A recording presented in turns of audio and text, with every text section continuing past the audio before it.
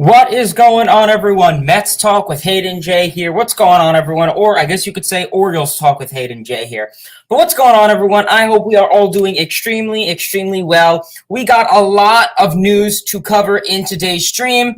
Well, not so much a lot, but a lot to cover in terms of the ALDS. So in today's stream, we are going to be covering both American League Division Series, which is the White Sox and Houston Astros, as well as the Red Sox and Tampa Bay Rays. The NLDS I will be covering in possibly tomorrow. Well, Friday's stream because there's no baseball today for Dodgers and Giants. So we will be covering the NLDS in maybe Friday or Saturday stream. We will see how everything pans out. But in today's stream, ALDS, Rays versus Red Sox, and Astros versus White Sox. We're going to be going over those series. And of course, we're always going to go over your guys' comments. But before we get involved in anything, smash that like button, turn on those post notifications. If you are new to the channel, hit that subscribe button. We got a lot of stuff to talk about in today's stream. Otherwise, I guess, let's honestly just stop wasting any time, and I guess let's just take a dive right into it. So I guess firstly, we're going to be going over the Tampa Bay Rays and the Boston Red Sox series summary. Currently, we saw the Red Sox upset the Tampa Bay Rays, and the Boston Red Sox won the series against the Tampa Bay Rays 3-1. That was something that was really surprising. Honestly, I had the Tampa Bay Rays taking the World Series, and pretty much I think everyone's bracket now is pretty much done. The MLB postseason bracket challenge that a lot of people did, and making sense. Mine is obviously destroyed since the first day of the wild card. And if yours is alive, that's probably really good. I didn't expect many of these teams and the playoffs to pan out how they would. But let's stop wasting any time, and I guess let's just get right into it. So let's get into game one of this ALDS with the Red Sox and the Tampa Bay Rays. Quickly getting into game one, we can see the Tampa Bay Rays play the Boston Red Sox in game one of this series on Friday at Tropicana Field. Thursday. Tampa Bay Rays took that game 5-0. Shane McClanahan was on the bump. The rookie pitcher for the Tampa Bay Rays pitched pretty solidly. 5 innings pitched, surrendered 5 hits, 3 strikeouts, 0 walks, 0 earned runs. That's what you like to see in a pitcher. Tossed a total of 82 pitches. Obviously, Shane McClanahan is a guy who you would like to keep out there longer. He is a rookie, so, he could crack, only an 82 pitch count. That's something that has been going on for McClanahan a lot. He really does seem to struggle third time around the order. So, it made sense. They took him out. And yeah, that's really all you could say. They took him out, struggles third time around the order. He could have went to 100 pitches, sure, but you're in a playoff game. You don't want to, jinx it or screw it up. Following that, we had Robertson come in quiet, as well as Frierson, I believe is how you pronounce his name. I probably butchered that. Acquired him earlier in the season from the Milwaukee Brewers. So that was pretty good to see.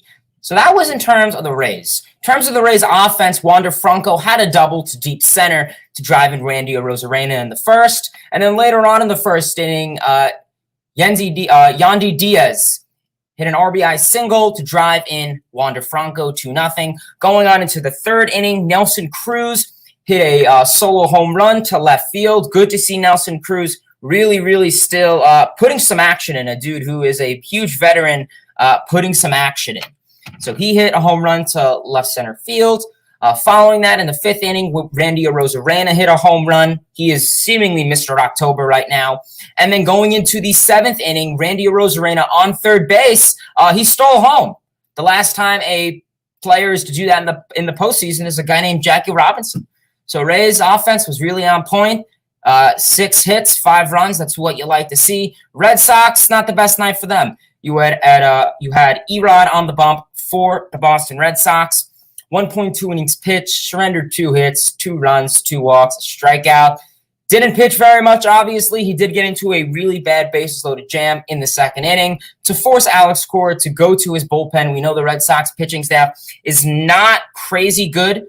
So this is expected that the Red Sox are going to have to use their bullpen. They went to Garrett Richards, one batter, got him out, went into the third inning. You had Nick Pivetta come in to kind of be that bulk guy, carrying on the rest of the innings pitched. Almost won 5 innings, surrendered 4 hits, 3 runs, 2 walks, and 4 strikeouts, 73 pitches. So obviously he really was in there for most of the game.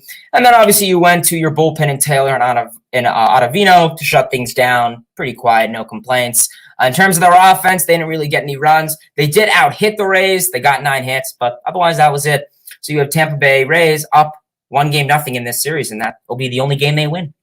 Getting into Game 2, Friday's game, Red Sox obliterated this game, 14-6. What a crazy game, I will tell you that. 14-6, crazy game. Tampa Bay, obviously, with Shane Baz, the rookie, on the bump for Tampa Bay Rays. Really, really good. Supposed to be a good outing for him. Obviously, he struggled. 2.1 innings pitched, surrendered 6 hits, 3 earned runs, a walk, and 2 strikeouts. Only threw 47 pitches. Obviously, a rookie in the playoffs. You kind of got to be, you got to work with these guys, pretty much is what you're going to say. Following that, Colin Mchugh, who has been a guy that I've never heard his name so much until this playoffs. I mean, I've really never heard this dude's name, at all. Well, I've heard of him, but I've never heard this dude's name really a lot. So Colin Mchugh came in. Following that, Cash really worked up his bullpen, put in Weisler, Robertson, former New York Met, Michael Wacha, who really blew up the game, surrendering 9 hits and 6 runs in just shy of 2 innings. And then that was really it for the Rays pitching staff. Not the best. They really got blown up from the Red Sox offense. So, kind of sucks to see. Following that, as we could see in terms of their offense, we saw in the first inning, Yandy Diaz had an RBI single to right field to drive in Randy Arozarena. And then with bases loaded, Jordan Luplow hits a grand slam to left to make this a 5-2 ball game. You think mostly it's the first inning. You got 5 runs on the board. It's probably not going to change much. It did. And then following that, Shi-Man Choi hit a home run to left field. Nothing crazy. But in terms of the Red Sox this night, they had quite a night. You had Chris Sale on the bump. Chris Sale, the aliens abducted him. So, he just didn't look good. Only an inning pitch, 4 hits, 5 runs, a walk, 2 strikeouts. Only got 30 pitches. It really sucked to see Chris Sale not pitch super great. Obviously, the command of the strike zone wasn't there. Certain pitches with, the breaking pitches just by the plate zone really wasn't getting into his favor in terms of the strike with the umpire. He kind of just did not have the best outing there. Kenner Howe came in following that, kind of took up a bulk of that game, going 5 innings, surrendering 2 hits, a run, 5 strikeouts, really picked up the slack. I'll tell him that. 61 innings pitched. His fastball was on point. His slider was on point. He kept the ball in the strike zone, pounded it well. He had a solid night. And then following that, Core threw in Brazier, Robles, and Barnes. Pretty quiet, no complaints there. Their offense was really something else this night. In the first inning, Xander Bogaerts had an RBI single to right to bring in Kyle Schwarber. And then Alex Verdugo, a dude who is pretty much responsible for them being in the playoffs, had an RBI single to center field to bring in Kike Hernandez. And then, while they're down, 3 runs in the third inning, Bogaerts hits a solo home run to left. Verdugo hits a solo home run to right. And then Kike Hernandez also joins the party and hits a home run. So, home run squadron, I guess. So that tied up the game.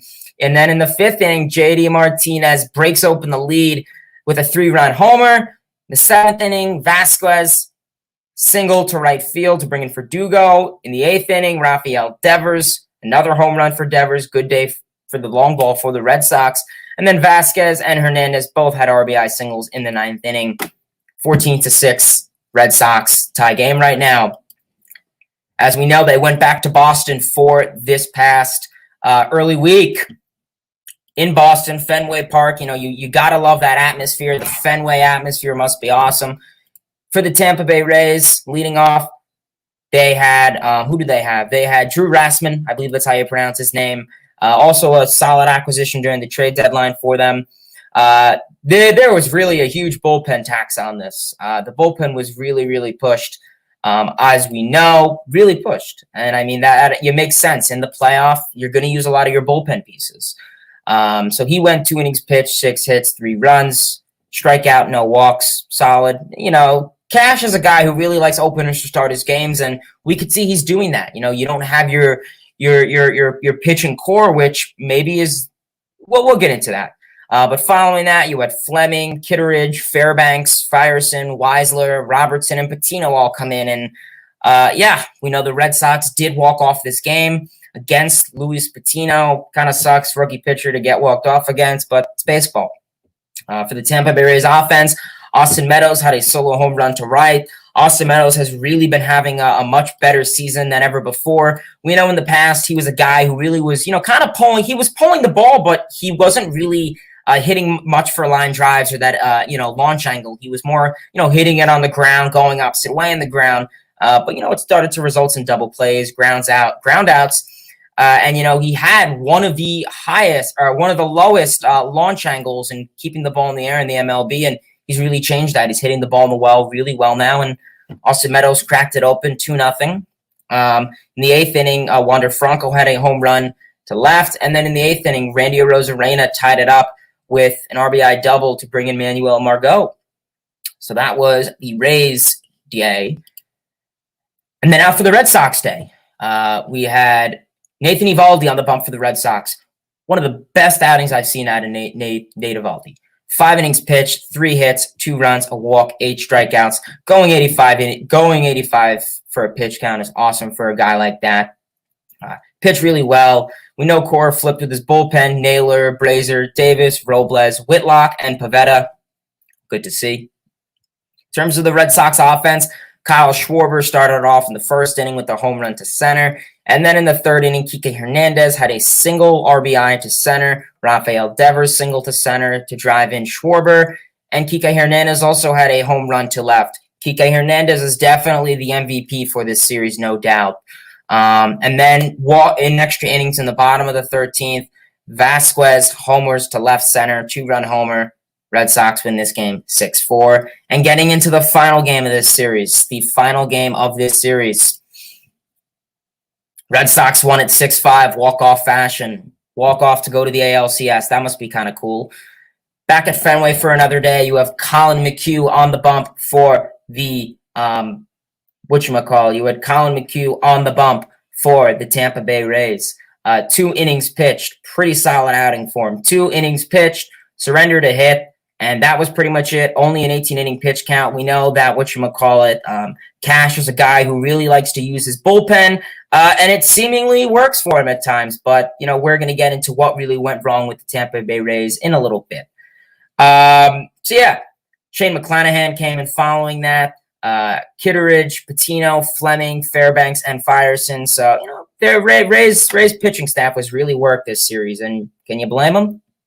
In terms of the Rays offense, in the 5th inning, Austin Meadows had an RBI ground out to first, which drove in the first run of the game, Jordan Luplow. In the 6th inning, Wander Franco had a home run to center. That drove in Kevin Kiermaier. And then in the 8th inning, Kevin Kiermaier doubled to deep center. Almost was a home run. It hit over the wall. I'm sure you guys know about that. It's Fenway Park for you. And then in the 8th inning, Randy Arozarena hits a single RBI to center to bring in Kiermaier and advance Arozarena. So that was the Rays day. In terms of the Red Sox, they had a pretty solid day. Erod was back on the bump for the Boston Red Sox. 5 innings pitched, 3 hits, 2 runs, 6 strikeouts. Good day for him. Really solidified, saving the Red Sox bullpen this game. So good to see. You had Tanner Houck coming following that, Josh Naylor, Brazier, and Garrett Whitlock to finish it off. In terms of the Red Sox offense, Rafael Devers really bursted open the doors earlier on in this game. In the 3rd inning, he had a 3-run homer to bring in Vasquez, Schwarber, and himself. In the 3rd inning also, Verdugo had an RBI double. Martinez had an RBI single. And then tied up in the bottom of the 9th, Kike Hernandez hit a sac fly. I mean, you don't want to hit a sac fly walk-off, but it's a run, so you'll take it. He had a sac fly to Austin Meadows to bring in Santana from 3rd. The Red Sox walk it off to the ALCS. Very cool to see. Pretty cool to see. You don't see that much walk-offs to advance. So yeah, kind of cool to see, I guess. So yeah, good for them. So following that, Rays, Red Sox. Red Sox will be going to the ALCS. Huge upset for the Tampa Bay Rays. Obviously, if you are the Tampa Bay Rays, it sucks. I guess, I was questioning myself. Last stream I came on, I pretty much said, last stream I came on, I pretty much said to myself, well, you don't have Charlie Morton, you traded him away. You don't have Blake Snell, you traded him away. And you don't have Tyler Glasnow. He's recovering from Tommy John, supposedly. So, that's kind of like your three big playoff core there. Can the rookies and Patino, can these guys pick it up? And I guess not. I guess they weren't able to. I mean, offensively, you're scoring, 5, 4, 6, 5 runs. That's pretty fair enough, but you got to limit the damage on the pitching staff. So kind of sucks to see for the Rays and Red Sox. Rays season is over. 100-win season. It sucks you get kicked out in the ALDS against a division rival, but that's baseball. Now getting into the White Sox and Astros. Really, really crazy good matchup, in my opinion. A matchup that I really thought would have went to Game 5, but surprisingly didn't. Getting into it, let's get into Game 1, which was Thursday's game. Astros won Game 1, 6-1. In terms of the Astros, you had Lance McCullers Jr. on the bump for them in Game 1. 6.2 innings pitched, 4 hits, double goose egg, zeros for runs and walks, and 4 strikeouts. McCullers is a guy who has been having a great season. He pounds the zone well, doesn't give up much barrels or the exit velocity and that stuff. Been having a good season for him. Following that, you put in Maton, Graveman, and Presley to shut things down. For the Astros, their pitching staff was on point. Myers, we know, had an RBI single in the second inning. Myers had his first hit in the postseason, and it was an RBI. Good to see. In the third inning, Bregman had an RBI. Alvarez had an RBI. In the fourth inning, Brantley had an RBI. And in the fifth inning, Alvarez has a homer to center, 6-0. And then in the eighth inning, pretty much Abreu had a single to right. Quiet day for the Reds. For the White Sox, you had Lance Lynn on the bump. Really got beat up and, couldn't even go 4 innings pitched and, 76 pitches. So tough day for Lance Lynn. It was the battle of the Lances. Following that, you had Lopez, Garrett Crochet, and Verizon. Not the best day for the White Sox. So, yeah, we're going to have to see. In terms of Game 2, as we can see, Game 2, Astros took Game 2 9-4. You had Framber Valdez on the bump for the Astros. 4.1 innings pitched, surrendered 7 hits, 4 runs, a walk, and 6 strikeouts. Pretty solid day from Framber Valdez. Really good to see. Really good to see. Solid day from Framber Valdez. Following that, you had Garcia, Maton, Steinek, Presley, and Graveman coming in to shut down the White Sox lineup. And yeah, obviously in terms of the Houston Astros offense, Kyle Tucker, a guy who had a huge series, he started it off with an RBI single to center to bring in Gurriel in the second inning. Following that, McCormick had a sac fly to drive in Correa. Pretty good to see. And then in the fifth inning, seventh inning, Gurriel, Alvarez, Correa, and Kyle Tucker really got the bats going with the long ball, with hitting the ball opposite way, with some base hits, some BABIP. What you like to see. In terms of the White Sox, you had Lucas Giolito lead it off. Not the best outing. Well, solid outing for Giolito, but you would have liked to go more, but not how it worked for La Russa.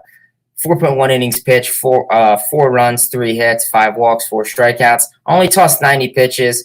He was there. He got barreled a little bit. I guess he had a little difficulty with his changeup, gripping the ball, trying to get it over the plate. Kind of sucked to see. Following that, you had Crochet come in, Chapura, Bummer, Kimbrel, and Hendricks. And you know what? We've really been seeing Craig Kimbrel struggle in the 8th inning. We saw he did great closing out in the 9th inning for the Cubs, but he went to the other side of Chicago for the White Sox to pitch the 8th inning, and he's not really doing too well. So we'll see. I mean, is it like that, mental Diaz kind of thing as a Mets fan, where you can't pitch the 8th inning, you can only pitch the 9th inning? I don't know. And obviously, the acquisition of Kimbrel was for the playoffs, to have, that back-to-back 8th and 9th playoff thing there. So, yeah. And then, I mean, obviously in terms of the White Sox offense, Eloy Jimenez pretty much started off in the first inning with the ground out to bring in Luis Robert. And then in the 5th inning, Luis Robert and Abreu both had RBI singles. And that was really it for Game 2. Getting into Game 3, the only game the White Sox won. White Sox won this game 12-6. They were facing an elimination game, and they came into a clutch. Getting started for the Astros, they had Garcia on the bump for the Astros. Small, obviously opener start, 2.2 innings pitched, 5 hits, 5 earned runs, 3 walks, 3 strikeouts. Nothing really crazy for that. Greinke came in to relief. Christian Javier, Steinek, and Rayleigh. Nothing really crazy. Astros bullpen is pretty quiet.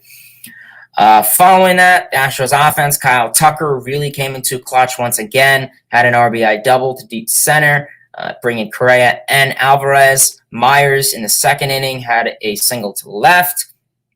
Following that, Tucker had a home run in the 3rd inning. Good to see Kyle Tucker really making that back-to-ball contact, leveling his bat well, and hitting the ball out of the ballpark. And then in the 4th inning, Bregman had an RBI single, 6 runs for them. In terms of the White Sox day, Dylan Cease was on the bump. Kind of much needed start for Dylan Cease, kind of disappointing.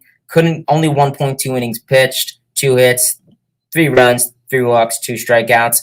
Kind of unfortunate day for Dylan Cease. You would have really hoped a guy who doesn't really go for much contact, limits those whiffs. You really would have hoped that Dylan Cease could have got more, but sadly he couldn't. Michael Kopech came in, Tepera, Bummer, Kimbrel, and Hendricks, and luckily Craig Kimbrel was able to get unscathed in the 8th inning. We know that. Can Craig Kimbrel pitch the 8th inning? Yeah, that was really it for the White Sox day. They had a great offensively day, starting it off with, Eloy Jimenez having an RBI single in the 1st, going into the 3rd, Grandal homering, Garcia having a 3-run homer. And then in the 4th inning, they got some action, as well as the 8th inning with Abreu having some hits, Grandal grounding out for an RBI, Jimenez with some hits, Andrew Vaughn came in, double. Nice rookie season from Andrew Vaughn, Garcia, and Anderson. So, yeah, good day for them. White Sox take Game 3, 12-6. Now getting into the last game of this series, Game 4. You would hope for Game 5. Astros win this one 10-1. In terms of the Astros, you had Lance McCullers Jr. on the bump for the Astros. Solid day for him. 4 innings pitched, 5 hits, a run, 3 walks, and 5 strikeouts. Tossed 73 pitches. You could have argued that Dusty Baker could have left him in earlier, but you know what? It was an elimination game. You wanted to have this guy on. You didn't want to have to send it back to Houston. You had Garcia coming to relief with Maton, Steinek, Graveman, and Presley. So we see, this combination has really been helping them in their bullpen. I'm guessing the acquisition of Kendall Graveman's been nice for them. Presley's a great, closer guy. So having that 8-9 of Graveman and Presley has really been helping out this Astros team. And in terms of the offense, really was no mercy on the White Sox, it seems. In the 3rd inning, Correa had an RBI double. 4th inning, Maldonado hit. Bregman hit. In the 6th inning, Brantley. And in the 8th inning, Brantley got some contact, drove in 2 RBIs in both of those innings. And then in the 9th inning, to put the cherry on top, Jose Altuve had a home run to left, 3-run homer, bringing Tucker and McCormick. Obviously, good day for the Astros. In terms of the White Sox, not the best day for them. Their offense was not there. They had Carlos Rodon on the bump. 2.2 innings pitched, 3 hits, 2 earned runs, 2 walks, 3 strikeouts. Tough to see. You had Kopech come in, Crochet, Tepera, Bummer, Kimbrel, and Hendricks. So, that was it for the White Sox. And pretty much Gavin Sheets had a home run to center in the 2nd inning. And that was pretty much their offense. A team that wasn't really hitting much for runners in scoring position. Not much fundamental hitting there. Just tough day for the White Sox. And they will finish off this season and go home. So, that is the ALDS matchups there. I did not really watch all of them, obviously. I was away, so I didn't get a chance. But I did watch all the elimination games for them. So, kind of tough to see. The White Sox had high hopes this season. Going into the playoff, they have a young, good core, great management, great coaching staff. You would really hope they could have pushed it past the Astros. The Astros, they're a team on the other hand. They were talks that they were cheating, and that Tapera brought that up. Listen, they're a team that I think arguably did not need to cheat. It's 3 years by now. I mean, I guess you have to move past it. I mean, who am I to say? I'm a Mets fan. I mean, if I was a Yankees or Dodgers fan, I'd probably be pissed. So I get it. Makes sense. So, yeah, tough to see. White Sox get sent home, and of course the Tampa Bay Rays. Like I stated, the Rays. Maybe after all, the Tampa Bay Rays really needed that squad of Charlie Morton, Blake Snell, and Tyler Glasnow. Maybe the rookies weren't able to come into clutch earlier on. So it kind of really sucks to see. And yeah, I mean, that's really all for the most part. I'm going to quickly go over the chat. It's going to be another short stream. If you guys have any questions, as always. But what's going on, everyone? Gio, John, Mystical, what's going on? Quentin, Christopher, Kobe. Michael says, you thought to prior. Yeah, and of course when Altuve got hit. So that makes sense. But Altuve got hit accidentally. That wasn't on purpose. But I mean, I would have loved an all-out brawl. That would have been awesome. Gio, what's going on? Connor, must be happy. Kobe, baseball is my air. YouTube Productions. Mets Nation, what's going on, man? Appreciate you tuning in. Long time no see. Ruben, what's going on? Ruben has Braves and Red Sox as your World Series pick. Well, yeah, you have a 50% chance of having that matchup. And yeah. Christopher, what's going on? Christopher has the Dodgers and Red Sox. So 2018 all over again. That'd be cool. Yeah, I wanted the Rays to win also, man. So I feel you. Quentin says playoffs are exciting. It doesn't matter how well a team played in the regular season. Once the postseason starts, it's like a whole new season. Anything could happen. Quentin, I agree with you 100%. That's pretty much true. I mean, people like to look at the stats and the sabermetrics of how these teams played earlier on in the season. So I don't want to completely ignore that. But yeah, I see what you're saying. Kobe, I'll probably stream. I mean, I'll probably stream some World Series games. Obviously, if they go into extra innings, definitely going to stream that. But yeah, I'll probably stream maybe depending on how many games. If once an elimination game starts, I'll probably start streaming them. Kobe also says, seems like Dusty Baker is pushing the right buttons as manager for the Astros. It seems so. It really does. It really seems so. Kyle Tucker, American League Division Series MVP. He's underrated. He stole second and third base in the same inning. Yeah, he's a guy who, I mean, all around seems really well. I agree with you, Kyle Tucker. I mean, let's take a look-see at his stats. Kyle Tucker, a guy who really wasn't supposed to have great – I mean, he was a guy who not many people put too much thought into this season. And he just comes up to the bat and he hits. I mean, taking a look at his advanced stats, let's see what Kyle Tucker offers. If my computer will load. So, I mean, taking a look this season, I mean, 149 hits, 30 homers, 92 RBIs, 14 stolen bases, hits for a high average, good slash line, 294, 359, 557, and an OPS of 917. So that's pretty good if you ask me for the most part. Kyle Tucker, I mean, he hits for some power. He hits for an high average. He has a great, I mean, he's in the 85th percentile for outs above average OAA. So Kyle Tucker's a guy who, I mean, overall seems, I don't want to say he's an all-around great player, but he hits for some power. I mean, 30 home runs this season. That's pretty good. He hits for a high average. He has some speed on the base pass. I mean, 14 stolen bases. That's pretty good. He has a sprint speed of 57 percentile. So I guess that's pretty solid for the most part. Kyle Tucker seems like a pretty underrated piece. He seems to hit for the opposite field. Well, yeah, he hits power for opposite field, but he'll hit for some BABIP in left. So, yeah, not bad. I agree with you, Ruben. Kyle Tucker is underrated. Jay, what's going on, man? Hope you're doing well. Appreciate you tuning in. As well as you, Sports with AJ. What's going on? Appreciate you tuning in also, man. And Kobe agrees. Yeah, Kyle Tucker is pretty underrated. I agree. So yeah, I guess we're probably going to wrap it up in the stream shortly. If anyone else has any more comments, questions, or concerns, please feel free to drop them below.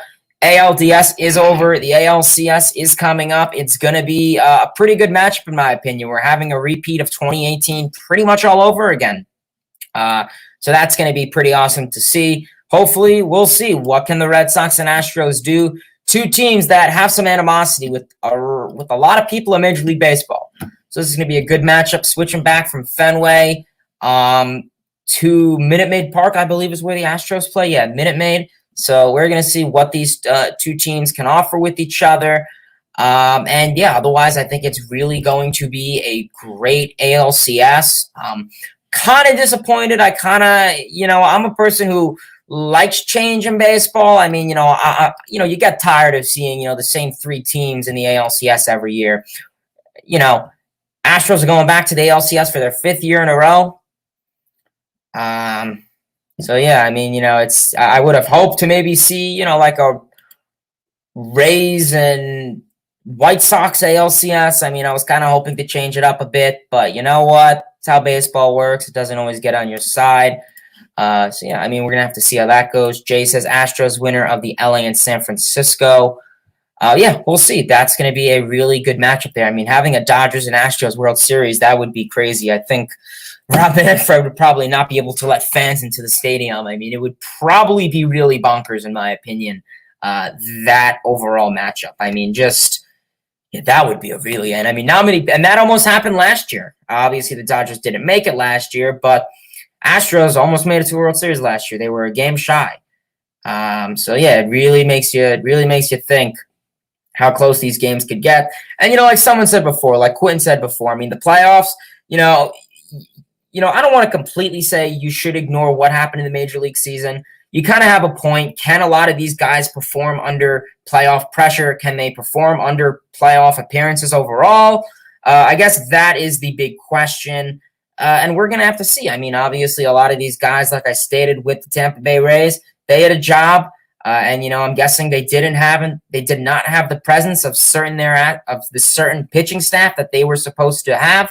Guys like Charlie Morton, and didn't really help them out. Obviously, they're a team that is used to having Charlie Morton, Blake Snell, and Tyler Glasnow pitching for them back to back in the World Series, not in the World Series, but in the playoffs, and I guess the World Series also. And unfortunately for them, their rookies were not able to take it. It really does suck to see. It's unfortunate, but that's how baseball works. That is how baseball works. So yeah, if anyone else has any more comments, questions, or concerns, as always, feel free to drop them below. Anthony, what's going on, man? Appreciate you tuning in. Anthony is going to say, I think the Dodgers are going to make a comeback. They may. Obviously, there is no baseball today, so I am upset by that. So I'll probably just stare at a wall and depress how there's no baseball. Michael says now it's time for the Mets to make some big moves this offseason. I'm talking Correa, some pitching, some extensions, and building up that farm. Let's freaking go Mets. I agree with you, Michael. I agree with you. It's going to be a great offseason, obviously. I'm trying to branch out to more the 29 other teams in baseball, obviously. Most of my knowledge pertains to the New York Mets, but I could have a fair share argument about the Astros or the Rays or the Blue Jays or the Phillies. So, yeah, obviously, it's going to be a big season. Big offseason. I'm going to try to cover a lot of Major League, although it's probably going to be more Mets. But if anything big happens, if Correa signs with the Tigers, maybe I'll cover that. Which could easily make sense, honestly. So, yeah, we're going to have to see how that goes. Otherwise, probably going to call it a stream here. I really do appreciate everyone for tuning in to the stream, as always. Great stream. I do appreciate everyone for tuning in. As always, if you are new to the channel, smash that like button. Turn on those post notifications. Like the stream. Share the stream with your friends. If you have to make tell your dog about this channel. If you have to make an account for your dog, please do. I know that's my favorite saying. But yeah, really appreciate everyone for tuning in to the stream. As always, like I said, smash that like button. And yeah, otherwise, it's going to be a really, really big next upcoming days. Of course, follow me on my social media. You can follow me, reach out to me if you want to talk baseball. You could follow me on Twitter at Mets Hayden. That is the best way to contact me. We could speak on Twitter about baseball, anything. You can follow me on Instagram, Hayden_Jerglowitz. And of course, if you want to follow me on Snapchat, don't really go on it much, but hey, it's not a bad website, I guess. You could follow me there. Obviously, as we know, Twitter is the best way to communicate and reach out. So yeah, we're probably going to call it a stream here. I do appreciate everyone for tuning in. Kind of last minute stream. for the most part. Wasn't really planning on doing a stream today. So yeah, that's pretty much kind of how that came into effect. Was not planning on doing a stream, and I figured, hey, you know what? May as well just cover the American League Division one day and then the National League Division another day. That way it's not all cluttered into one, and it makes sense. So yeah, 40-minute stream today. Appreciate everyone for tuning in. As always, let's freaking go, Mets. Appreciate everyone for tuning in. Mark, Gio, Kobe, Christopher, Michael, Jay, Sports with AJ, Ruben, Quentin, Mets Nation, Connor, Mystical, John. If I said Kobe already. I appreciate you guys for tuning in. Yeah. Till next time, baseball fans. See ya.